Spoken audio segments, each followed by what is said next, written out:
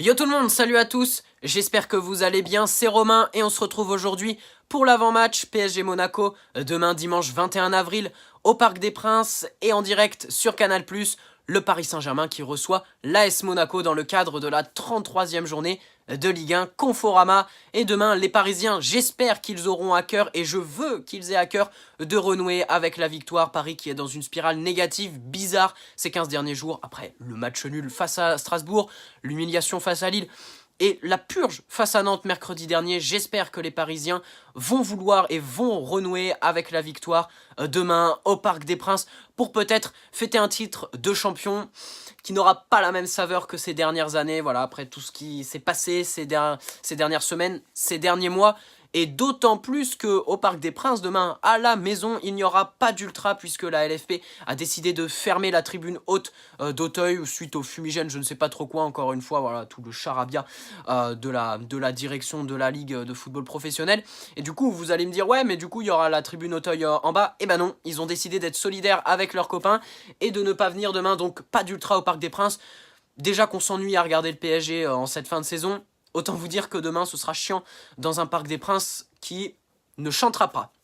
Bref, demain il y a un match, demain Paris sera en plus de ses ultras amputé d'ores et déjà, voilà, Thomas Meunier et Thiago Silva, forfait pour ce match pour blessure, on le sait tous, et Juan Bernat pour suspension. Alors du coup il a dû prendre 2 matchs suite à son rouge face à Lille, ou je sais pas, peut-être c'était une suspension qui était déjà prévue avant, je sais pas, mais en tout cas il a déjà loupé Nantes, et il va encore louper Monaco pour cause de suspension. Sinon Paris va enregistrer les retours de Kylian Mbappé et de Marco Verratti, ça fait plaisir. Neymar, Cavani, Di Maria, Marquinhos par exemple ne sont pas encore dans le groupe, risquent d'être dans le groupe, mais on va voir en fonction de leur état de forme. Thomas Tuchel et son staff vont juger en fonction de leur état physique après les entraînements donc il y en a un qui s'est déroulé cet après-midi et celui de demain matin, voir si un des 4 ou tous les 4 pourraient effectuer leur retour demain. Ça ferait super plaisir honnêtement de revoir le magicien Neymar, notre matador Cavani ou notre guerrier Marquinhos.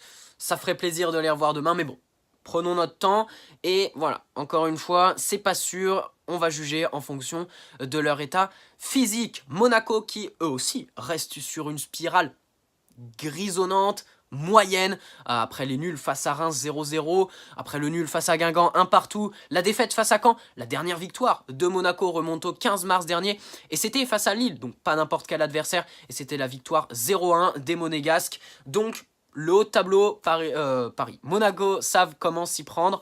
Et demain, j'espère que Monaco sera joueur. Monaco 16e de Ligue 1 Conforama, donc pas encore maintenu. À 4 points de la zone rouge, de la zone de relégation, Monaco qui compte 32 points, à savoir que Dijon en compte 28, voilà, Dijon premier relégable. Donc il va falloir se battre jusqu'à la fin de la saison sur le Rocher pour pouvoir obtenir son billet pour rester en Ligue 1 la saison prochaine. Saison bizarre, saison à la limite de la catastrophe, on peut dire, pour Monaco cette saison, avec, bon, bien entendu, le départ de Leonardo Jardim au mois d'octobre, avec les mauvais résultats qui allaient avec. Voilà, Thierry Henry qui n'arrive pas à remonter le bateau et qui est viré logiquement au mois de janvier pour le retour inattendu de Leonardo Jardim. Bon, ça va un peu mieux depuis que Léo Jardim est de retour sur le Rocher.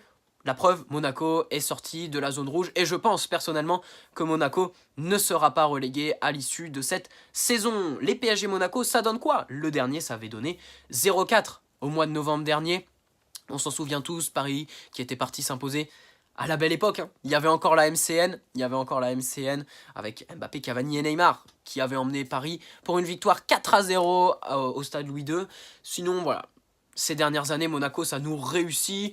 La finale de la Coupe de la Ligue, l'année dernière, en est un parfait exemple. 3-0, net, sans bavure. Le match du titre aussi, l'année dernière, Paris avait été sacré champion de France face à Monaco au Parc des Princes.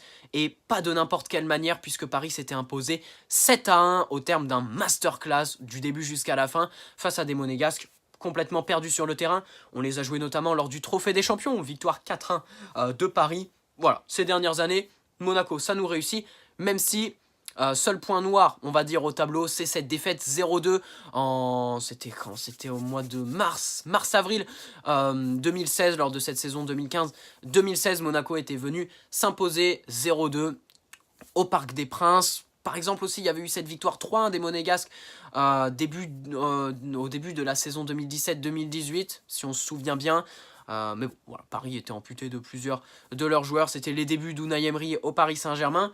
Demain, niveau pronostic, j'espère la victoire du Paris Saint-Germain et je vois une victoire de Paris 2-0. Allez, n'hésitez pas à me dire dans les commentaires combien vous voyez demain. Match du titre, j'espère pour vous. Est-ce que vous voyez Paris champion demain? Personnellement, oui, je les vois et j'espère qu'on sera champion dans un Parc des Princes qui, on le rappelle, sera amputé de ses ultras et dans un Parc des Princes qui ne chantera pas. À noter que les deux équipes porteront un maillot en hommage à Notre-Dame de Paris. Voilà, on est tous au courant de l'incendie tragique lundi à 18h50 qui a ravagé la charpente et la flèche de la célèbre cathédrale. Au-delà voilà, du fait que ce soit un symbole religieux, c'est aussi un symbole architectural, un symbole historique, puisque personne ne l'avait touché lors de la Révolution de 1789. Personne n'avait osé la bombarder lors des deux guerres 14-18 et 39-45. Et en 2 heures, 3 heures de temps, c'est les flammes qui ont ravagé littéralement la charpente de cette si belle cathédrale. Mais attention, voilà, ça a provoqué pour moi un élan de générosité dans le monde, partout dans le monde, même pas en France, qui est tout simplement énorme. Et ça témoigne quand même qu'il y a quand même encore un bel état d'esprit qui reste dans nos sociétés. Les 1 milliard de dollars, 1 milliard d'euros de dons, voilà, pour la reconstruire. Les promesses du président Monsieur Macron de reconstruire cette charpente en 5 ans. C'est beau, et demain, les joueurs arboreront donc, les deux équipes, un maillot avec un petit symbole, voilà, de la cathédrale en hommage à ce tragique incendie. Et sachez aussi que si vous achetez un maillot du PSG en ce moment, donc avec un flocage et tout ça, vous aurez la possibilité de rajouter un petit écusson Notre-Dame. Ça vous fera un petit maillot collector pour vous et ça reversera 5 € à l'association donc en charge de mobiliser les sociétés pour la reconstruction de cette cathédrale. Allez, on s'éternise pas plus sur le sujet. Avant-match plutôt long ce soir. J'espère qu'il vous aura plu. N'hésite pas à poser un petit like si ce n'est pas déjà fait et si ça t'a plu. Et n'hésite pas à t'abonner là si ce n'est pas déjà fait. Très bon week-end à tous, très bon dimanche, très bon match demain. Et allez Paris, et ça fait 3 fois que je le dis, 3 avant-matchs que je le dis. J'espère demain soir vous faire un débrief en tant que champion de France. Allez, ciao les gars.